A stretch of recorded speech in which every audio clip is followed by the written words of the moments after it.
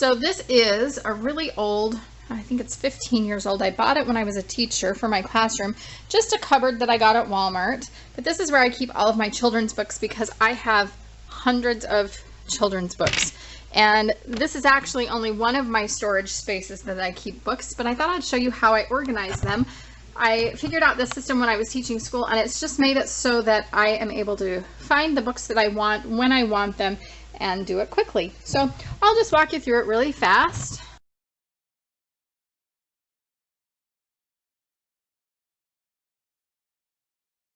On the top shelf here, I just keep all of my hardcover books.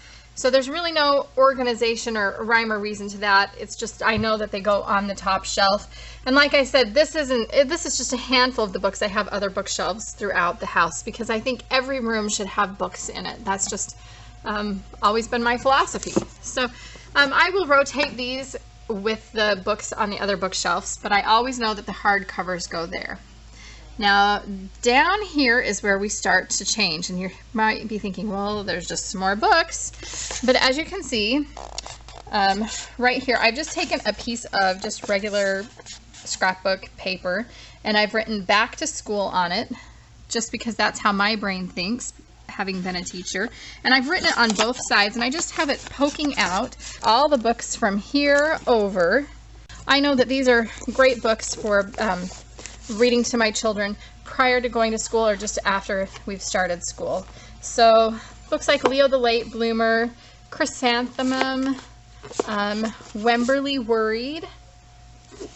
There's just all kinds of fun books. The Little Engine That Could. So books that encourage, give courage and encourage students. David Goes to School, Blabbermouse, Sheila Ray the Brave. Okay, so moving down, I have September. Now you're wondering probably what's different between back to school and September. Well, I like to study and learn and to discuss scarecrows and apples in September, so a lot of the books that are in my September section have to do with that. And I just pull these out when it's time, and now that I'm a stay-at-home mom, I have a basket that I put these in, and so I'll just replace the different seasons or the different months or holidays with the different books. And so it's also a time when we talk about fire safety, and so I've just put all those there. And then I know I can just grab them and they're all ready to go. And then I also know where to put them back because I've labeled my same paper with September on it, and it's on either side. And then of course we go through October, November.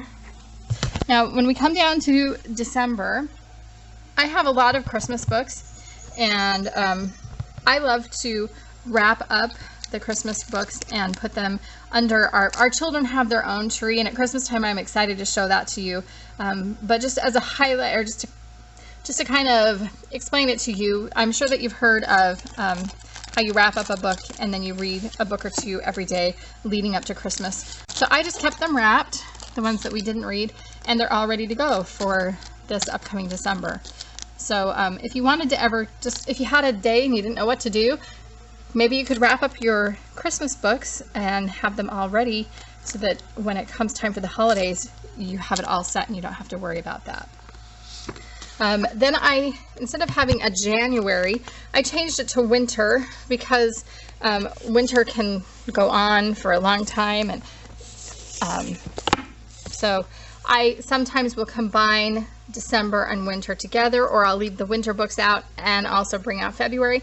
So this is just kind of maybe January as well. Then I've got February here, and February includes not only Valentine's Day books, but also that's when the 100th day of school is. That's also Groundhog's Day, and it also covers teeth, and President's Day.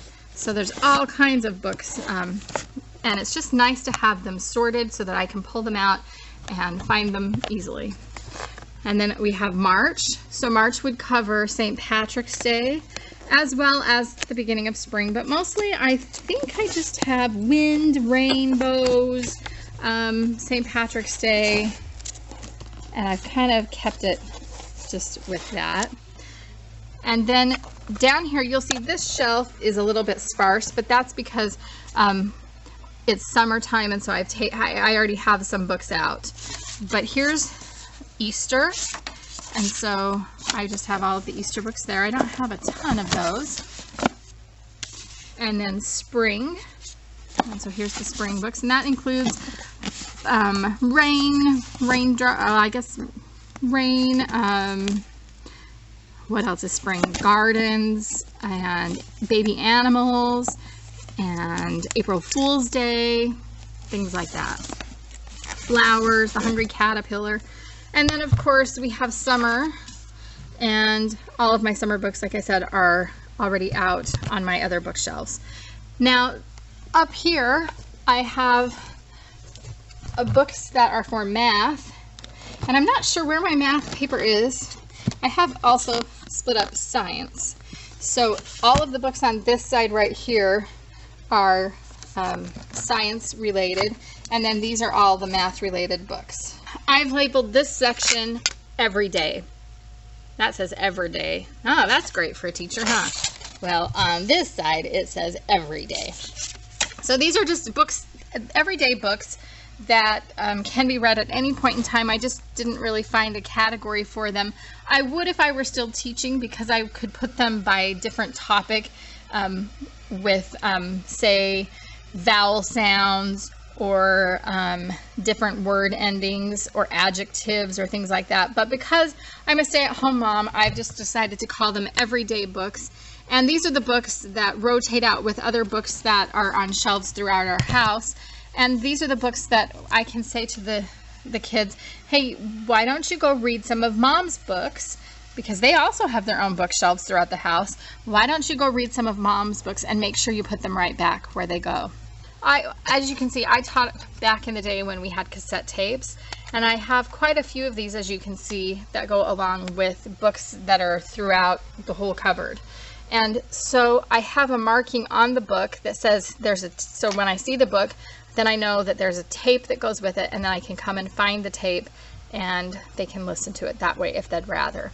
And I do have bags, and in the past I have collected 4 or 5 of the books that have tapes that go with them. And I would just put them in these bags, which you can also get through Scholastic Book Clubs. And then I would just set up a little station so that my child could have some headphones or not have headphones, depending on what's going on in our house, and be able to listen to that. So that's just really simple, just something that I've found to be a great organization tool in our home, and hopefully it'll be helpful to some of you. Thanks for watching. Happy Vlogust and happy organizing, and I can't wait to see what you come up with. Have a great day, everybody. Bye-bye.